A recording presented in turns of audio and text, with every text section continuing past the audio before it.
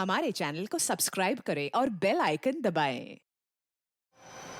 सागर, दीपिका, आज से पहले मैंने इससे भद्दा मजाक कभी नहीं सुना। अनीशा, ये मजाक नहीं, सच्चाई।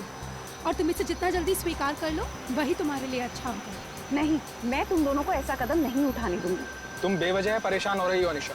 हम जो कुछ भी कर रहे हैं उसमें हम सबका फायदा है और तुम्हारा भी। सागर, नुकसान और फायदे से पहले सही और गलत के बारे में भी सोचना चाहिए। बस अनीशा, ये नैतिक विज्ञान का लेक्चर देके हमें बोर करना बंद करो। और तुम्हारा ये लेक्चर सुन के हम लोग अपना फैसला नहीं बदलेंगे। देख लेना, तुम दोनों बहुत पछताओगे। ओ नो, ये गाड़ी तो हमारी तरफ आ रही है। अब क्या करें?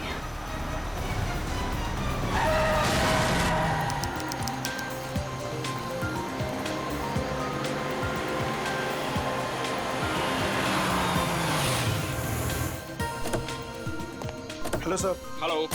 Hello ma'am.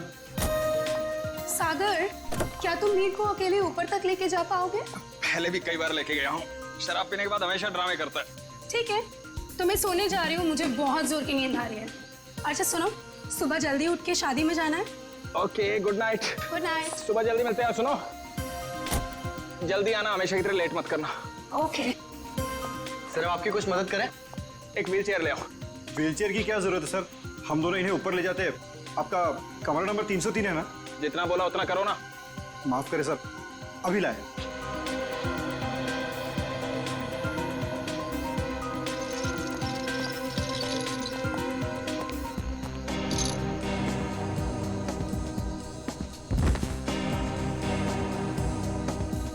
उठाओ इसे।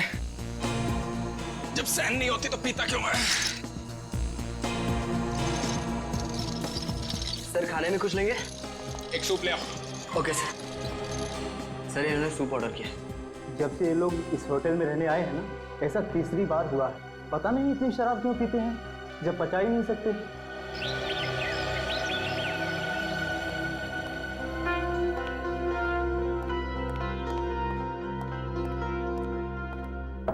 अगर साहब, मीर साहब, सर रूम सर्विस।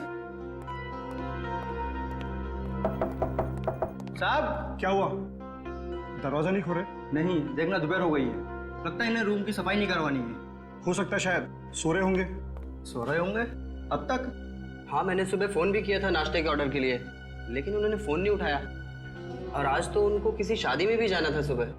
शादी में भी जाना था और अब तक सो भी रहे? मतलब जरूर कुछ गड़बड़। तुम यहीं रुको, मैं मैनेजर साहब को लेके आता हूँ। ठीक है। मैं दीपिका जी को। साहब, साहब, साहब, दरवाजा खोलिए। देखिए मैडम, दोनों में से कोई भी दरवाजा नहीं खोल रहा है। सागर, सागर, दरवाजा खोलो। मीर, दरवाजा खोलो। सागर, अभी चिंता आ रही है, दरवाजा खोलो। मैम, मिस्टर मीर का तो समझ में आ रहा है, लेकिन सागर जी, वो तो कल रात नशे में भी नहीं थे। मैं फोन करती हूँ। फोन भी नहीं उठा रहे। मैम, अगर आप इजाजत है तो मैं मास्टर की से दरवाजा खोल सकता हूँ। हाँ प्लीज।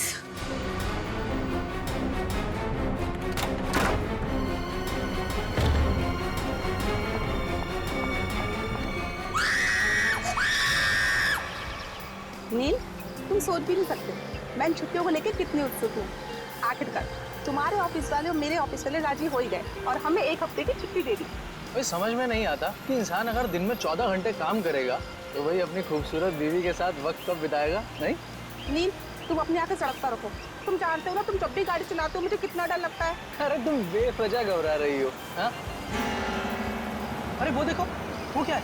वहाँ कोई लड़की सच में पड़ी है। देखो देखो। नील, हमें उसकी मदद करनी चाहिए। हाँ।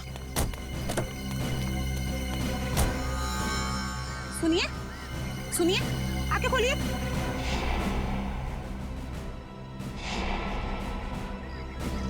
आप ठीक तो हैं? मैं पानी लेकर आता हूँ।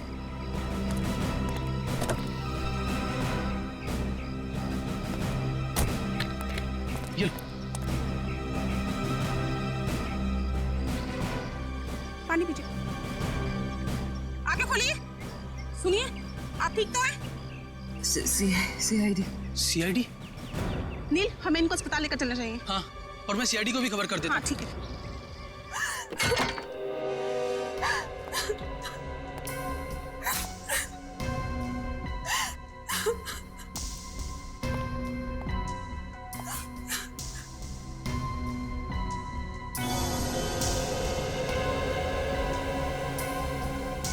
एसी भी ऑन है और खिड़की भी खुली है। आप लोगों में से किसी ने यहाँ किसी चीज को हाथ तो नहीं लगा है? नहीं सर, मैंने बस नब्ज देखी और आपको फोन करके बुला लिया। मुझे तो यकीन ही नहीं हो रहा है कि सागर और मीर नहीं रहे। कल रात तक तो अच्छे भले थे दोनों।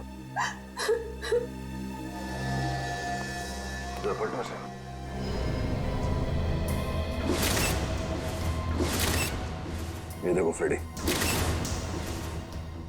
मीर का खून गला घोट के किया गया है।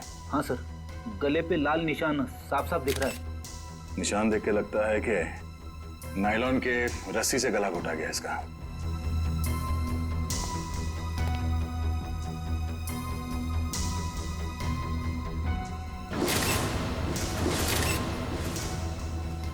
कमाल है, सागर के शरीर पे कहीं भी चोट या जख्म का कोई निशान नहीं है।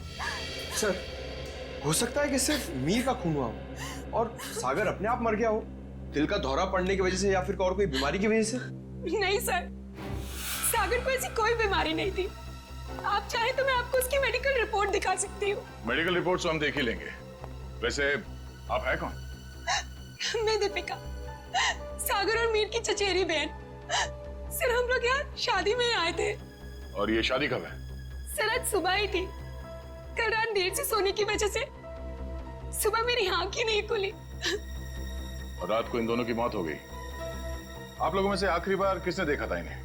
सर मैंने देखा था। कल मिस्टर मीर बहुत ज्यादा शराब पी लिए थे और होश में नहीं थे सर। तब मिस्टर सागर इन्हें होटल में लेकर आए थे, तब देखा था सर।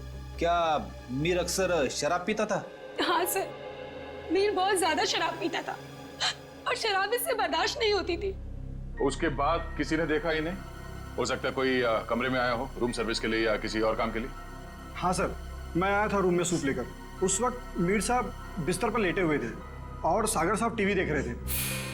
उस वक्त टाइम क्या हुआ था? करीब 12:30 बजे।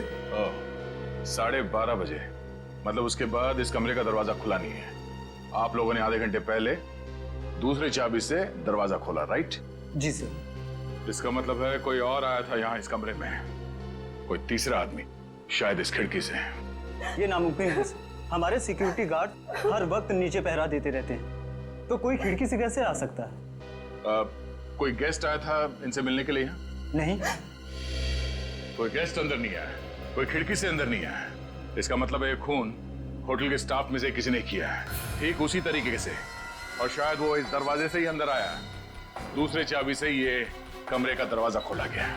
सर ये आप क्या कह रहे हैं सर? भला हम अपने कस्टमर का खून क्यों करेंगे? शायद लूटने के इरादे से। रेडी पंकज, कमरे की अच्छी तरह से तलाशी लो। सर रात को 2 बजे तक तो कॉरिडोर में मैं फोन पे बात कर रहा था। मैंने तो किसी को इनके कमरे में आते हुए नहीं देखा। आपका कमरा कौन सा है? सर वो 304।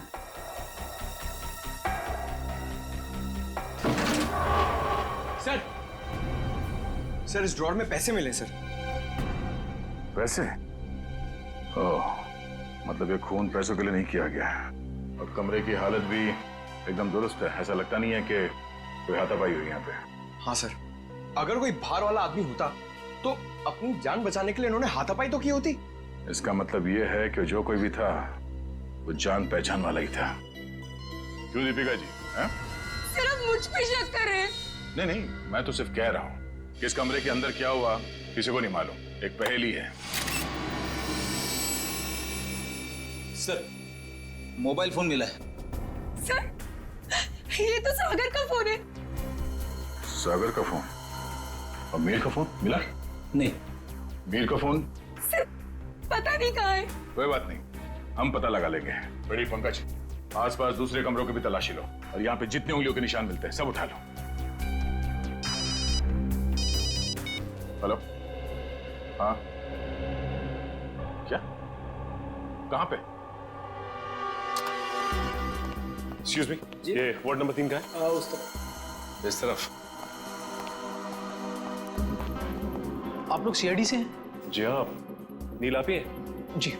आप ही ने हमारे सीनियर इंस्पेक्टर मिस्टर दया को फोन किया था। एक मरीज को हमारी जरूरत है। हाँ सर, वो एक लड़की है, वो मुझे और मेरी पत्नी को मरुआ रोड पे एक खाई के पास घायल अवस्था में मिली थी। घायल अवस्था में? जी हाँ सर, ऐसा लगता है जैसे किसी ने उन्हें जानबूझकर खाई में फेंक दिया था।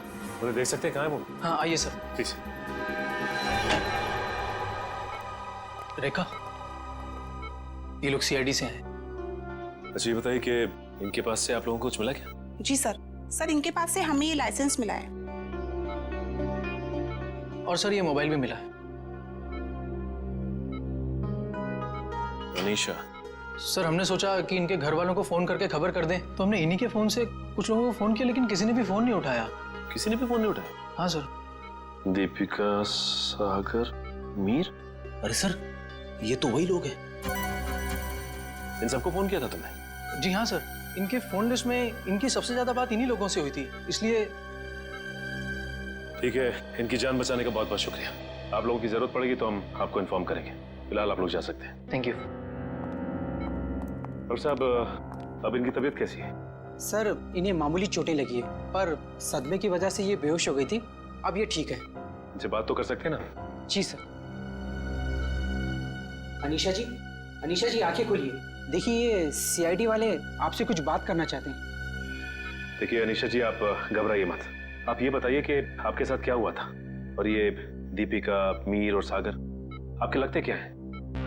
वो मेरे चचेरे भाई बहन हैं, पर उन्होंने उसके साथ क्या किया? किसके साथ? मीर के साथ। देखिए अनीशा जी, मीर की मौत हो चुकी है और साथ ही साथ सागर की भी। क्या? हे भगवान, मुझे पहले ही लग रहा था जैसे कुछ गलत होने वाला है। अनीशा जी, आप क्या कहना चाहती हैं? प्लीज साफ साफ कहिए।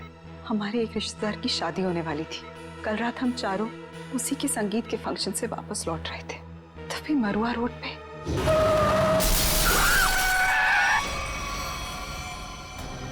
तुम दोनों ठीक तो हो ना? हाँ, हम ठीक हैं। घबराओ मत, ये हमारा ही प्लान था। क्या? चलो।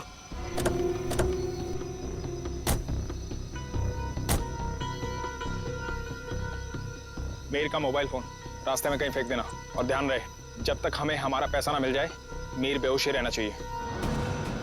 ये लो नया सिम कार्ड। मीर के परिवार वालों से फिरौती की मांग इसी नंबर से करनी है। और हाँ, हमें फोन मत करना, वक्त आने पर हम लोग खुद कांटेक्ट करेंगे। नहीं, मैं तुम दोनों को ऐसा कुछ नहीं करने दूंगी। मीर हमारा चचेरा भाई है। अनीशा, तुम हमारे प्लान में दखलंदाजी मत करो, वरना क्या? मीर को हम बाद में खुद देख लेंगे, पहले तुम इसको ठिकाने लगो। चलो। ये क्या कर रही हो तुम मेरे साथ? दीपिका, तुम मेरे साथ ऐसा कैसे कर सकती हो? दीपिका और सागर पैसों के लिए कुछ भी कर सकते हैं। छोड़ो मुझे। ओह, तो मतलब दीपिका और सागर अपने चचेरे भाई मीर को अगवा करना चाहते थे? हाँ सर, अगर ये बात मुझे पहले पता होती कि उनके दिमाग में ऐसी कोई खिचड़ी पक रही है तो मैं मीर को पहले ही सावधान कर देती, लेकिन मैं भी फंस गई बेवजह उनके प्लान में। और जब मैंने उनका साथ देने से इनकार कर दिया तो उन्होंने मुझे चलती गाड़ी से नीचे खाई में फेंक दिया। क्या जमाना आ गया है, रिश्तेदार एक दूसरे के साथ ऐसी घिनौनी हरकत कर सकते हैं? वो तो अच्छा हुआ, वहाँ एक पेड़ की वजह से मैं खाई में नीचे गिरते गिरते बच गई, वरना मैं भी मीर के साथ मारी जाती। मगर सागर की मौत कैसे हुई? इसी का पता हम भी लगा रहे हैं। सर, लगता है दीपिका इस पूरे जुर्म में मिली हुई है। उसी ने होटल के कमरे में जाके दोनों को मार दिया। वही तो, तभी तो उसने हमें अनीशा जी के बारे में भी नहीं बताया। लेकिन वो मीर को मारेंगे क्यों? वो तो सिर्फ उससे पैसे चाहते थे। तभी तो वहाँ पे उन्होंने कुछ गुंडों को भी बुलाया था, जिससे कि मीर को पता ना चल पाए कि उसे अगवा किया किसने। हो सकता है सागर और दीपिका के बीच में पैसे के बंटवारे को लेके लड़ाई झगड़ा हो, और इसीलिए वो लोग अपने प्लान में कामयाब नहीं हो सके। हेलो पंकज, हमें शक है कि मीर और सागर के खून में दीपिका का हाथ है। एक काम करो, उसे जल्द से जल्द अरेस्ट कर लो। क्या दीपिका भाग गई? ठीक है। दीपिका होटल से भाग गई? हाँ फ्रेडी, दीपिका भाग गई। अनीशा जी, इस केस को सॉल्व करने में हमें आपकी मदद चाहिए। जरूर सर, मैं आपकी मदद करने के लिए तैयार हूँ। क्या बात है डॉक्टर साहब, बड़ी मेहनत हो रही है। आपकी डॉक्टर तारिका, वो तो चली गई छुट्टी लेकर के, और दो लाशों का बोझ मेरे कंधों पर। अरे सर, तारिका जी को थोड़ी ना मालूम था कि ऐसा केस आने वाला है, और वैसे भी उन्होंने पहले से आपसे छुट्टी ली थी और सारी टिकट वगैरह पहले से ही बुक हो चुकी थी। हाँ सर, अभिजीत ने खुद लाइन में लगकर टिकट की बुकिंग करवाई थी तारिका जी के लिए। हाँ। है ना? अरे यार, ये राज की बात है, तू सबके सामने हाँ साळुंखे, अब तक तो तूने मेरे होनर ऑफिसर्स को बता ही दिया होगा कि मौत हुई कैसे। बस आपके ये होनहार ऑफिसर, इन्हें किसी और चीज से फुर्सत मिले तो लाश की बात करें ना। देखिए सर, हम लोग यहाँ सिर्फ लाश की बातें ही करने आए हैं। Oh, really? जी बताइए बताइए। बॉस, इस मीर की मौत हुई है गला दबाने की वजह से। किसी ने बहुत ही होशियारी के साथ इसकी जैगुलर वेन को दबा दिया और तोड़ दिया, और ये काम किसी एक्सपर्ट का है। वो अच्छी तरह से जानता है कि गले के कौन से हिस्से को दबाने से जल्दी से मौत हो जाएगी। मीर ने शराब भी पी रखी थी ना? शराब भी पी रखी थी, और मीर के खून में मुझे एक ड्रग मिली, डोडीन नाम की ड्रग, जो इंसान को बहुत गहरी नींद में सुला देती है। जब इस मीर का खून हो रहा होगा ना, इसे पता भी नहीं चला होगा। ये मीर होटल जाने से पहले संगीत के फंक्शन में गया था, शायद वहीं किसी ने इसे ये ड्रग दी होगी। अरे मीर की मौत हुई कब? मीर की मौत हुई है लगभग 16 घंटे पहले। 16 घंटे पहले? मतलब जब सागर मीर को व्हील चेयर के ऊपर बिठाकर होटल के अंदर ले जा रहा था, तब तक ये मीर मर चुका था? बिल्कुल दया। इनफैक्ट सागर मीर को नहीं, मीर की लाश को कमरे में ले जा रहा था। तो फिर सागर की मौत कब हुई? सागर की मौत हुई है मीर की मौत के ठीक 12 घंटे के बाद, और सागर की बॉडी पर कहीं किसी किस्म की चोट के निशान नहीं। तो फिर इसकी मौत हुई कैसे साळुंखे? इसकी मौत हुई है सफोकेशन की वजह से। किसी वजह से इसका दम घुट गया, ऑक्सीजन ने इसके फेफड़ों में जाना बंद कर दिया, और इसी वजह से सागर की मौत हो गई। पर सर, सागर का दम घुटा कैसे? ये पता लगाना भी बाकी है, लेकिन हाँ, फिलहाल मैं आप लोगों को एक बहुत अहम सुराग दे सकता हूँ। क्या क्या सुराग? एक मिनट।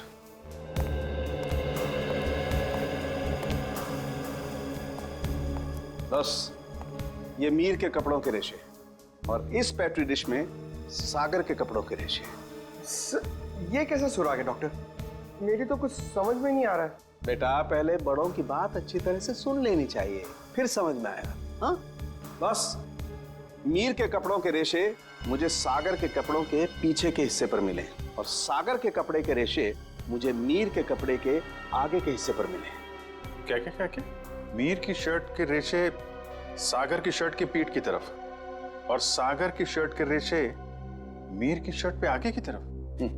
आप हमें सुराग दे रहे हैं या हमारी उलझनों को और बड़ा कर रहे हैं? अभिजीत, हर बंद ताले को खुलने के बाद एक नए सुराग का दरवाजा खुलता है। फिलहाल इस ताले की चाबी ढूंढनी है।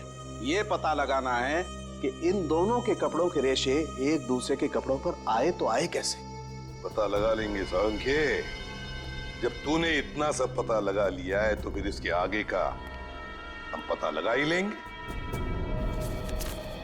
सर, उस दीपिका का कुछ पता नहीं चल रहा है सर। वो ना तो अपने घर गई, ना कोई सहेली के पास, और तो और सर उसने अपना फोन होटल के बाहर ही कहीं फेंक दिया ताकि हम लोग उसका पीछा ना कर सके।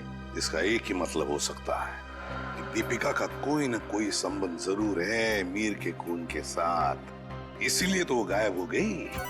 सर, अगर ऐसी बात है तो दीपिका को पहले ही गायब हो जाना चाहिए था। वो हमसे मिली क्यों? शायद उसे ये पता नहीं था कि सागर की भी मौत हो जाएगी, और जैसे सागर की मौत होगी सारी बाजी पलट गई। और फिर अनीशा ने भी तो ये कहा था ना। हाँ सर, अनीशा को भी मालूम नहीं है दीपिका कहाँ जा सकती है, और मीर को संगीत समारोह में ड्रग किसने दिया ये भी वो नहीं जानती। सो लगता है सागर और दीपिका के मिली भगत में ये बेचारी अनीशा बेवजह फंस गई है। सर, हाँ सर, सागर के फोन रिकॉर्ड्स मिल गए, लेकिन रिकॉर्ड्स में एक बहुत अजीब बात है। क्या? सर, यही कि कल रात से लेकर आज सुबह 6 बजे तक सागर को मीर के नंबर से कॉल्स आए हैं। मीर? ये कैसे हो सकता है सर? मीर तो मर चुका है, फिर उसका नंबर कौन यूज कर रहा है? सीधी बात है, अगर मीर मर चुका है तो फिर उसका फोन कौन इस्तेमाल कर सकता है? वो खूनी इस्तेमाल कर सकता है ना सागर को फोन करने के लिए। तभी मीर का फोन मिला नहीं हमें होटल के कमरे में से। शायद ये फोन दीपिका के पास ही है सर। ये देखो, सागर की मौत के कुछ ही मिनट पहले उसे एक अनजान नंबर से फोन आया था। अनजान नंबर से। अनजान नंबर? सर, फिर तो सागर की मौत का और इस अनजान नंबर वाले का कुछ ना कुछ संबंध तो है। पता लगाना पड़ेगा इन दोनों फोन्स के बारे में, मीर का फोन नंबर और फिर इस अनजान नंबर के बारे में।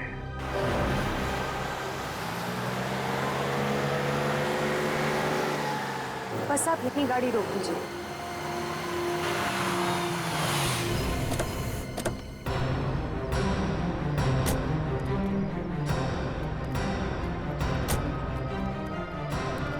हाँ निशा, क्या ये वही जगह है? हाँ सर, ये वही जगह है जहाँ गुंडों ने हमारी गाड़ी रोकी थी और फिर मुझे दूसरी गाड़ी में डाल दिया खाई में फेंकने के लिए। और दीपिका और सागर उस दिशा में चले गए थे। दीपिका और सागर उस दिशा में चले गए? जी सर। लेकिन एक बात बताओ निशा, तुम्हें पूरा यकीन है कि ये वही जगह है, वही सड़क है? रात का समय था, हो सकता है तुम कुछ भूल कर रही हो। नहीं सर, मुझे पूरा यकीन है ये वही जगह है। जब गुंडे हमारी गाड़ी के आगे आए थे तो हमारी गाड़ी वो पेड़ से टकराई थी। उस पेड़ से? जी सर।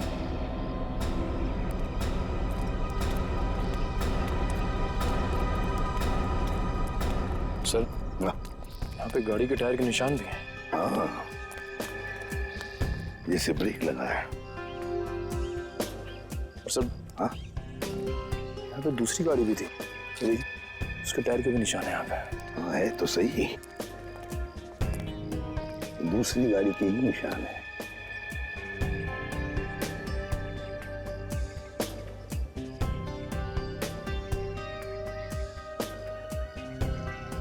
ये देखो,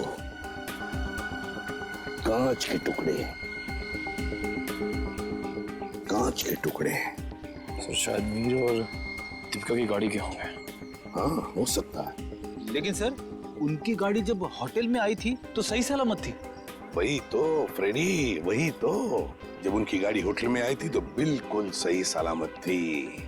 जरूर गाड़ी की मरम्मत की गई होगी, क्योंकि जब हमने गाड़ी होटल पर देखी तो बिल्कुल वैसे के वैसे थी जैसे कुछ भी नहीं हुआ था उस गाड़ी को। ये कुछ और ही चक्कर है।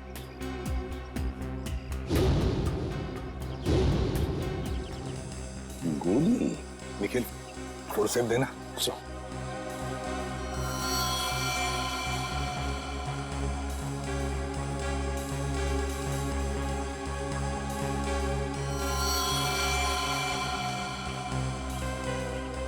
गोली चली है यहाँ पर। अनीशा, जब गुंडों के साथ मुठभेड़ हुई तब क्या किसी ने गोली चलाई थी या गोली चली थी? नहीं सर, मेरे सामने तो नहीं चलाई, पर हो सकता है मेरे जाने के बाद चली हो। तुम्हारे जाने के बाद? अनीशा के जाने के बाद गोली चली थी?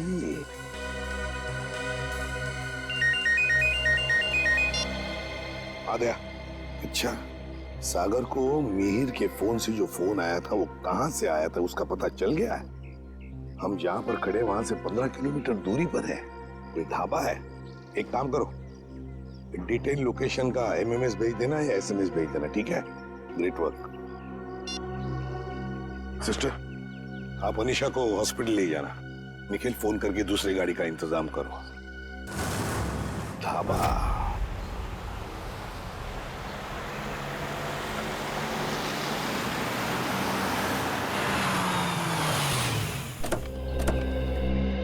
ये है वो प्रकाश ढाबा, यहाँ से किया गया था सागर को फोन। आइए आइए साहब, क्या खिलाऊं आपको? दाल मखनी, कढ़ाई पनीर या फिर सरसों का साग?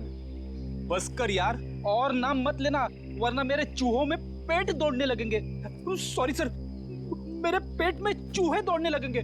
तो अच्छी बात है ना साहब, हमारा धंधा और बढ़ेगा। देखो, हम यहाँ खाना खाने के लिए नहीं, तहकीकात करने के लिए आए हैं। हम लोग सीआईडी से हैं। सीआईडी? तू चुप रहे छोटू। साहब, हुआ क्या है? हमने तो कुछ नहीं किया। हाँ, वो तो पता लगा ही लेंगे। खैर, पहले ये बताओ, 14 तारीख की रात को क्या तुम्हारे यहाँ एक कस्टमर आया था जो रात भर तुम्हारे इस ढाबे पर ही था? रात भर? रात भर 10 बजे से लेके 6 बजे तक। क्या वो रात भर फोन पे ही बात कर रहा था? साहब, ढाबे पे तो नहीं था, पर हाँ, सड़क के उस पार एक गाड़ी खड़ी थी जिसके अंदर एक आदमी बैठा था और वो किसी से फोन पे बात कर रहा था। तो क्या तुमने उसे अच्छी तरह से देखा? नहीं साहब, अंधेरा था, इसके लिए चेहरा नहीं देख पाया। अच्छा, क्या वो अकेली गाड़ी में था या उसके साथ कोई और भी था? उसके साथ ड्राइवर था साहब, वो 2-3 दफा चाय लेने आया, खुद के लिए और वो दूसरे आदमी के लिए भी। और हाँ साहब, उसने कैंची भी तो मांगी थी। हाँ, कैंची मांगी थी? वो किस लिए?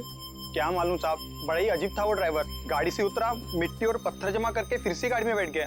क्या जमाना आ गया है सर, आजकल लोग सड़क पर से पत्थर और मिट्टी भी चुराने लगे। किसी और काम के लिए फ्रेडी, पत्थर और मिट्टी किसी और काम के लिए। क्या वो ड्राइवर भी फोन पे बात कर रहा था? नहीं साहब, जो पीछे बैठा था वही आदमी बात कर रहा था। ड्राइवर को तो तुमने अच्छी तरह से देखा है ना? हाँ। तो हमारे लिए उसका एक स्केच बनवाओ, ठीक है? हाँ।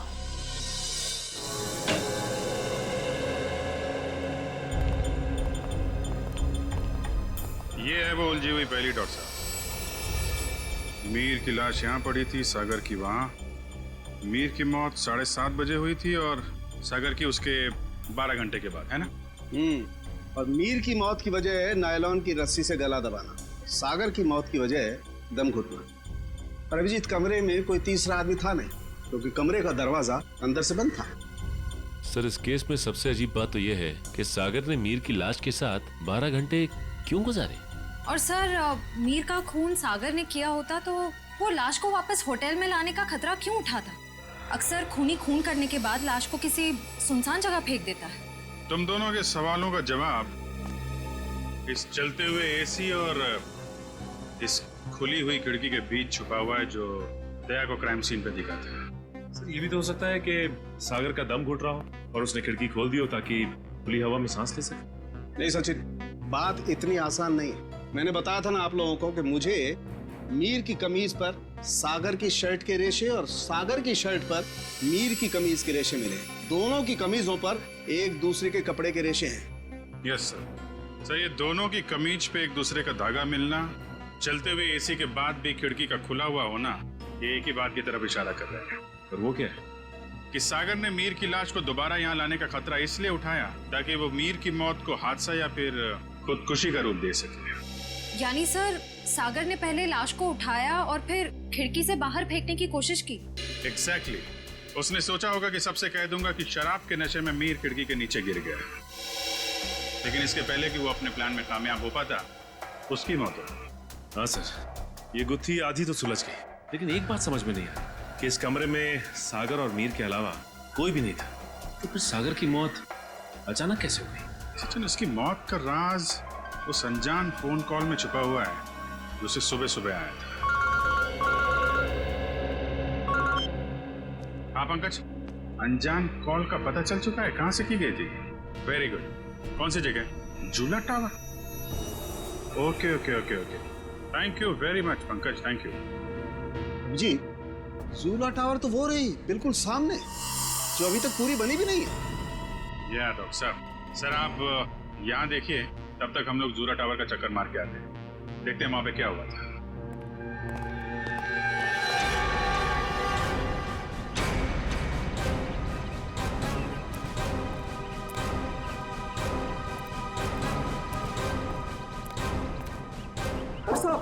कौन है आप लोग?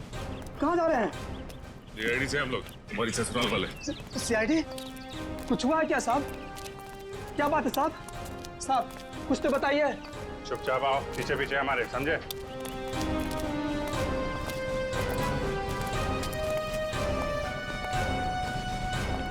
ये देखो, यहाँ से कमरा नंबर 303 बिल्कुल साफ साफ दिख रहा है। जरूर उस आदमी ने सागर को यहीं से फोन किया होगा। परसों रात तुम ही ड्यूटी पे थे यहाँ पे? हाँ साहब, मैं तो हर रात यहाँ ड्यूटी पर ही रहता हूँ। तो जरा ठीक से याद करके बताओ, परसों रात यहाँ पे कोई अजनबी आया था इस बिल्डिंग में? साहब कुछ कॉलेज के बच्चे थे, कह रहे थे किसी पिक्चर की शूटिंग करनी है। पिक्चर की शूटिंग? कौन सी पिक्चर, क्या बताया उन लोगों ने? उन्होंने कहा तो छोटी सी पिक्चर की शूटिंग करनी है कॉलेज के एग्जाम के लिए। उन्होंने मुझे 15,000 रुपये दिए और तुमने उन्हें अनुमति दे दी यहाँ शूट करने की? जी, मुझे लगा मेरी और मेरे बच्चों की मदद भी हो जाएगी। और खूनी की भी। खूनी? हाँ खूनी। तुम ही बताओ, उन लोगों का नाम नंबर कुछ है तुम्हारे पास? नहीं साहब। अच्छा ये बताओ कि वो बच्चे आए कैसे? साहब वो लोग नीले रंग की गाड़ी में आए थे। नीली गाड़ी? गाड़ी का नंबर क्या? गाड़ी का नंबर याद नहीं, बहुत अंधेरा था। अच्छी चौकीदारी कर रहे हो, उनका नाम पता तक नहीं लिया तुमने, सिर्फ गाड़ी का रंग याद है बस। गलती हो गई साहब। पर हाँ साहब, एक बात है जो शायद आपको कुछ काम आ जाए। क्या बात?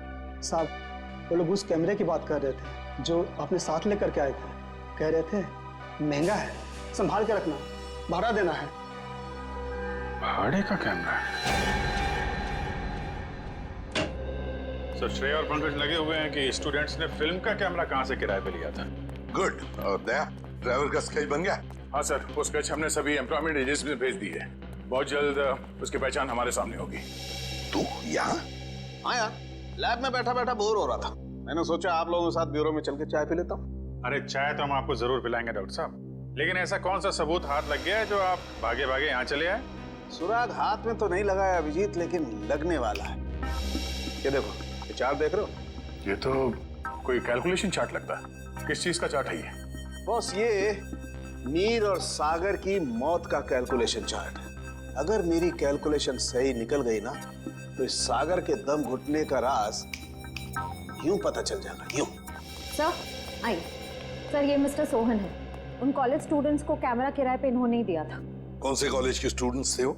Sir QR institute of medical science and research centre. ये मेडिकल कॉलेज के बच्चों को फिल्म मेकिंग में कहां से इंटरेस्ट होने लगा? कितने लोग आए थे? सर 4 स्टूडेंट्स थे। 4 लोग? तो उनमें से किसी ने तो अपना नाम बताया होगा। हाँ सर, एक लड़के ने अपना नाम और नंबर दिया था। क्या नाम है उसका? सुनील। सर नंबर बंद आ रहा है उसका, रास्ते भर ट्राई कर रहा था मैं। जरूर इस मेडिकल स्टूडेंट में से कोई है जो इन दोनों पर नजर रख रहा था, मीर और सागर पर।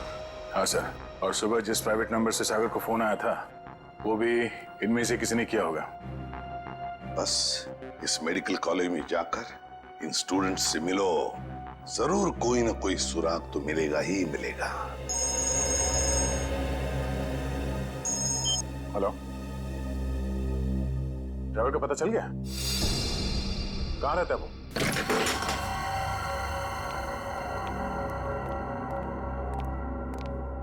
ये ड्राइवर चंदन लगता है 9 तो 11 हो गया। तो ढूंढो।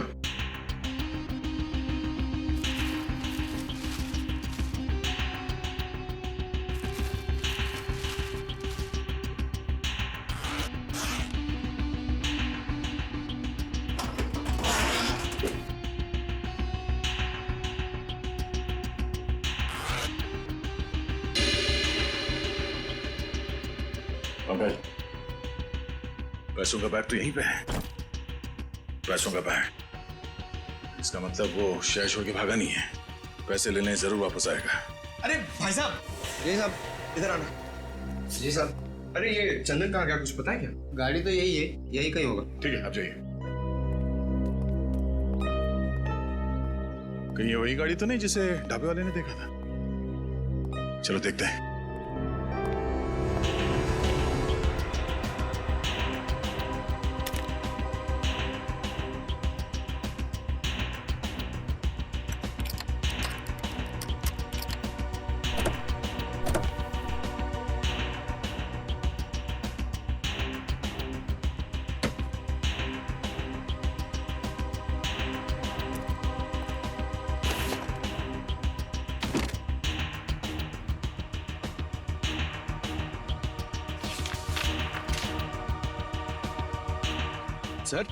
सर ये गाड़ी दीपिका की है, ये देखिए पेपर।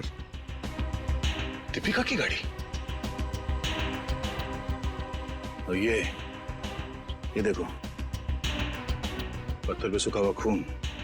शायद ये वही कंकड़ पत्थर है जिन्हें ड्राइवर ढाबे के पास इकट्ठा कर रहा था।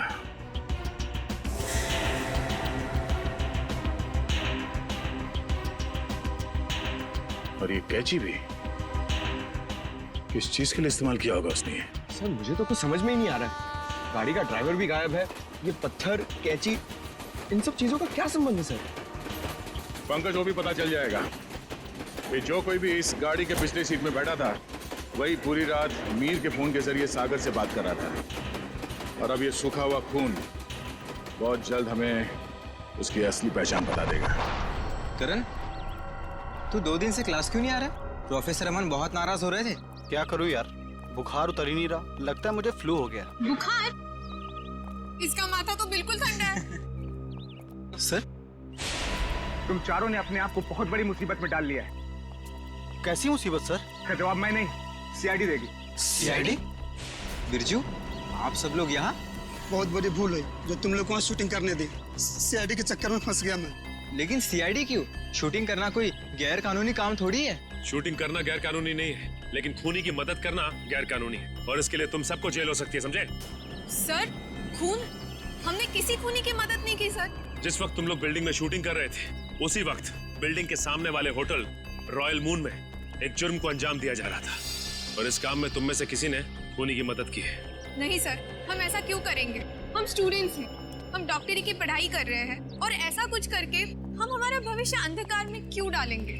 इसका पता तो अभी चल जाएगा। अच्छा ये बताओ कि जिस वक्त शूटिंग चल रही थी, तुम में से कोई कुछ वक्त के लिए बाहर गया था क्या? हाँ सर, करण गया था ऊपर वाले फ्लोर पे अपने डायलॉग याद करने के लिए।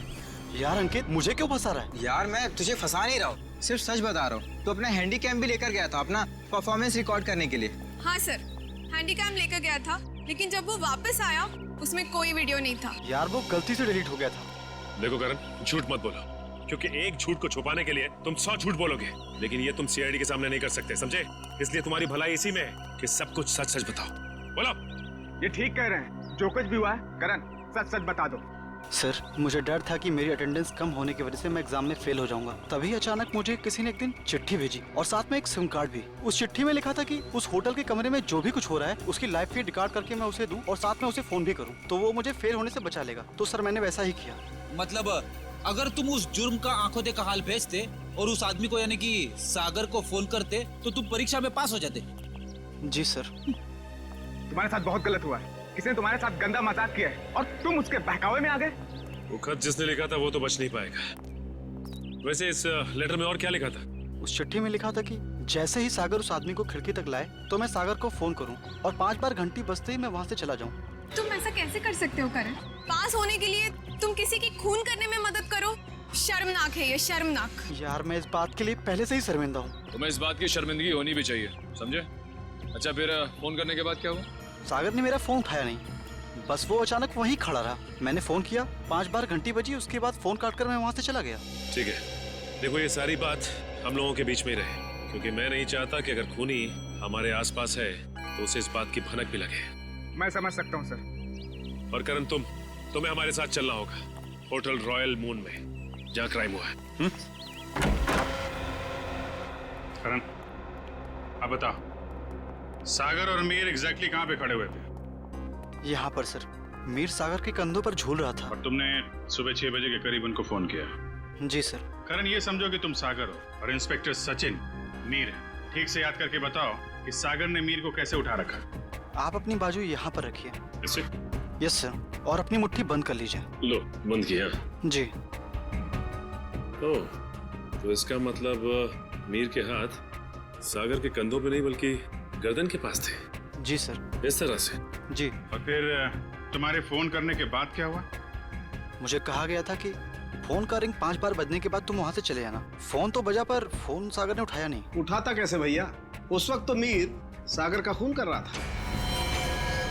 मीर सागर का खून कर रहा था? सर ये कैसे मुमकिन है? मीर तो खुद एक लाश था। तो तुमसे किसने कहा श्रेया की लाश खून नहीं कर सकती? सालुंके साहब, आप भी फ्रेडी की तरह। 1 मिनट सचिन, मैं कोई आत्मा की बात नहीं कर रहा हूँ, मैं साइंस की बात कर रहा हूँ। मैं रिगर मोर्टिस की बात कर रहा हूँ। याद है अभिजीत, कुछ सालों पहले भी ऐसा ही केस हुआ था। तुम पूछना अपने एसीपी साहब से, उस केस में एक लाश ने एक आदमी को गोली मारी थी।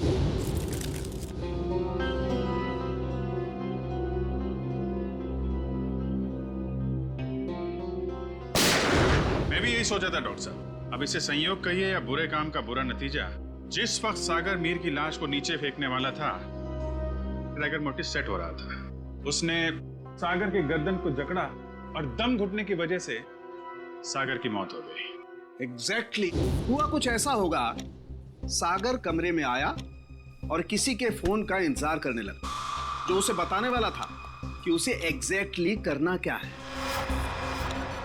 फोन आने के बाद सागर ने मीर को बिस्तर से उठाया और उसे खिड़की की तरफ लेके गया, ताकि मीर को हत्या या आत्महत्या बनाया जा सके। लेकिन एक बात है अभिजीत, मुझे नहीं लगता है कि कोई संयोग था या कोई बुरे काम का बुरा नतीजा था, बल्कि मुझे लगता है सागर को फोन ठीक उसी वक्त जानबूझकर किया गया जब मीर के हाथों में राइगर मोर्टिस सेट हो रहा हो और मीर का हाथ सागर की गर्दन दबा सके। आपकी बात में दम है सालुंके साहब? वरना सागर के पास तो पूरी रात थी इस जुर्म को अंजाम देने के लिए। उसने सुबह तक इंतजार किया ही क्यों? क्योंकि वो चाहता था कि मीर के साथ साथ सागर का भी टिकट कट जाए और उस तक पहुंचने के सारे रास्ते बंद हो जाएं। कानून उस तक पहुंच ही ना पाए। मगर सालुनके साहब, खूनी ना तो यहाँ पे था और ना ही खूनी उस बिल्डिंग में था, तो फिर खूनी को ये कैसे पता चला कि मीर का शरीर कब उखड़ने वाला है और सागर उसे कब उठाने वाला है? करण के फोन के जरिए। मगर सर, सागर ने मेरा फोन तो उठाया ही नहीं। 5 बार रिंग बजी और मैं वहां से भाग गया। मैं भी बताता हूँ। श्रेया, जरा सागर के फोन पे कॉल करना। सर।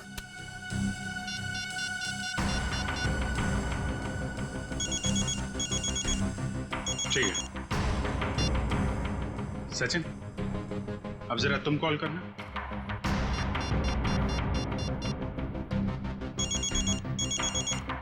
ठीक है। करण, अब तुम अपने फोन से सागर को कॉल करो।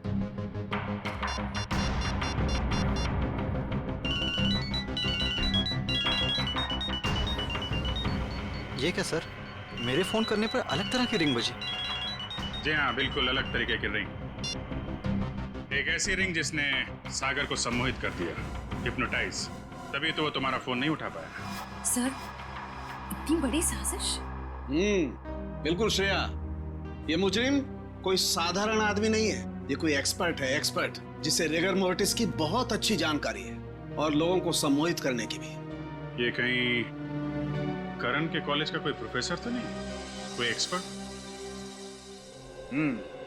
आज सारे स्टूडेंट्स सही समय पर आ गए। Very good. सर, क्या आप आज हमें पूरी प्रक्रिया दिखाने वाले हैं? जी, भविष्य में जो भी फॉरेंसिक डॉक्टर बनना चाहते हैं उनके लिए आज की क्लास बहुत ही महत्वपूर्ण है।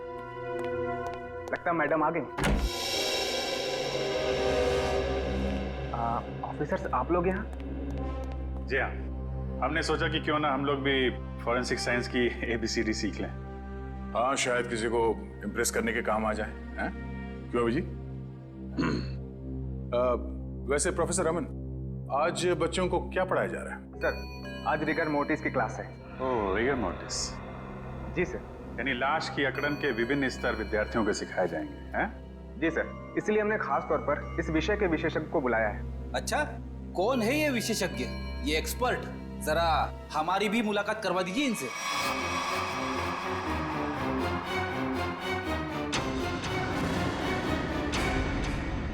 अरे फ्रेडी, विशेषज्ञ को नहीं पहचाना तुमने? हैं? प्रोफेसर अनीशा, जरा इनका खिला खिला चेहरा देखिए। ऐसी मुस्कान है इनके चेहरे पे जैसे मुजरिमों को तब होती है जब उन्हें गलतफहमी हो जाती है कि वो CID से बच गया। क्यों?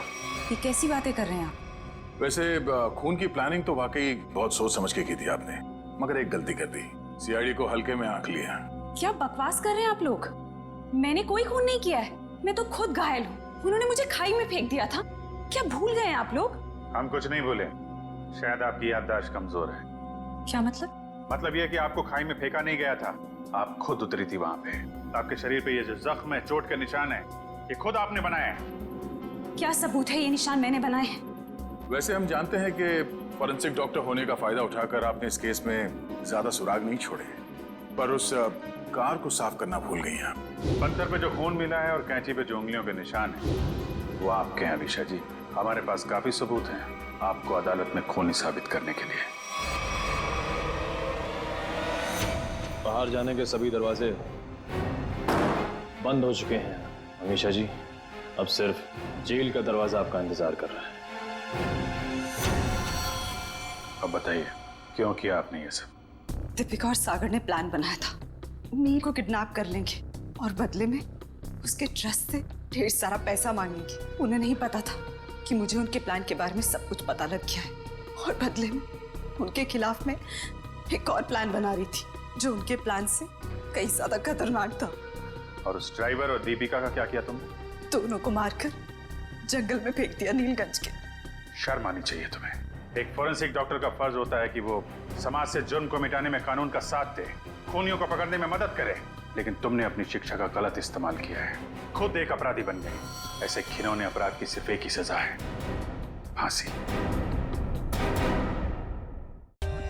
For more updates, subscribe to our channel, click the show links and enjoy watching the videos.